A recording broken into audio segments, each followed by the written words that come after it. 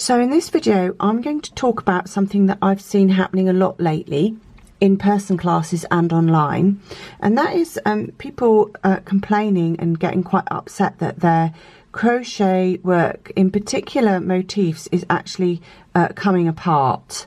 So it's if you look at this, you can see here it's coming undone at the end of the round. This was a piece that a student did in one of my classes. Obviously if I spot it in a class I will say something. And then this was a piece of homework that someone did, and we've got some mixed results here. So it was, they were practicing the continuous the join as you go method. So here you can see if you pull that gently, it's starting to come apart. This one, yeah, also you can see this is quite bad, this one. So imagine making a whole sweater or blanket, and actually this one they have finished off correctly, because when I give that a little pull, gently pull it, nothing's happening. Here again, this is most definitely going to come apart at some point. So I'm going to explain why that's happening and how you can stop it happening. So I'm just going to undo this one a minute and get back to the point where we have made the very last stitch of the round. So it's going to be a little bit tricky because this end is where the students chop this off. It's a little bit short, but it will be fine. Okay, so what's actually happening is that people are missing out a step. So when we finish a motif, there's two things that are happening. So we're ending the round. When we end the round, we join with a slip stitch to seal the round. Okay. To fasten off is a separate thing that is done after this. And the traditional way of fastening off is yarning over and pulling through. So in essence, what you're doing, and you pull that gently, is you are making a tiny knot, and that is what stops it coming undone.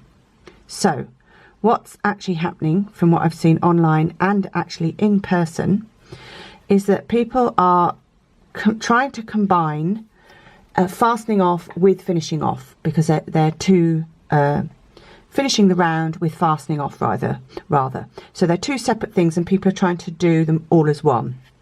So what they're doing is they're finishing with a slip stitch, and then instead of yarning over and pulling through to make a knot, they're literally just opening up this live loop. And what that then is, you've basically not actually fastened off at all, and that, as you can see, that is completely unstable and will eventually come undone. And that can be quite disastrous for well, for anything really, in not disastrous in the grand scheme of the world, but obviously if you've spent hours and hours and lots of money making a sweater or a blanket and then it just starts coming apart, it's absolutely devastating. So what I think is happening, also why this is happening, is because people are getting mixed up with a sewn bind off or an invisible bind off and a traditional way of finishing off, plus people on YouTube teaching crochet. Now this is a bit controversial for me to say this, but there are so many videos on YouTube now of people teaching crochet, and they don't actually have any experience teaching crochet, they're just hobbyists.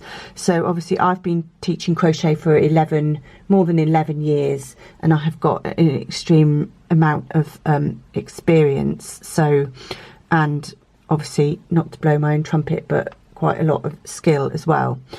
I'll probably cut that bit out because it sounds sounds pretty bad, doesn't it? I think as women we're not really used to bigging ourselves up, but anyway, it is true.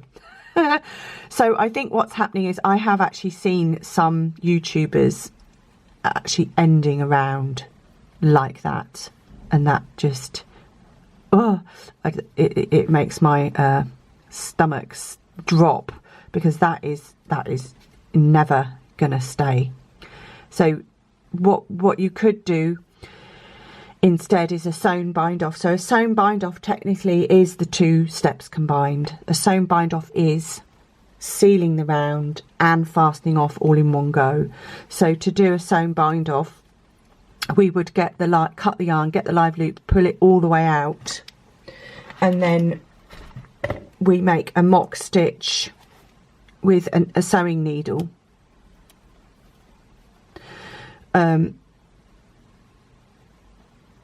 So to make, we got to make a mock stitch. I'm going to go into that one. But technically, I generally wouldn't end like this on a chain anyway. I've gone into that chain. So I'm not going to do a full tutorial here. I have got tutorials for this, but I'm just explaining what I think. Some people are getting two different techniques mixed up. And then that's obviously completely unstable. So that does need to be sewn in extremely carefully. I haven't actually done a very good job with this, but so you can see that's the sewn or invisible bind off, because we end up with no knot. So I think because we pull the live loop out for that one, I think people are getting the two mixed up. So if you have been doing this, obviously if it's on the end of a round like this now, you know, it is pretty easy to fix if there's not another round on top, because you'll just go back and undo that last stitch, remake that stitch, and then remember the two steps are seal the round, finish the round with a slip stitch, so that's your join, and then fasten off separately. So cut the yarn over and pull through, and what you're really doing is making a tiny knot that secures it. If you don't do that, instead you will do a sewn or invisible bind off, which obviously I've done so well here. I can't see where it is, it's actually here. So those are, I'm sure there's a million other options to do, but one of them is definitely not slip stitch and then pull the live loop, pull it through completely without fastening off, because they've actually just snagged the yarn here on this one. But again, this will eventually work its way out. Anyway, let me know what you think about that, or if you also have maybe a different way of fastening off that works really well. Let me know. Or maybe you have been a victim of accidentally fastening off incorrectly and things coming undone. And hopefully you found this useful and solved your problem of why things are coming undone.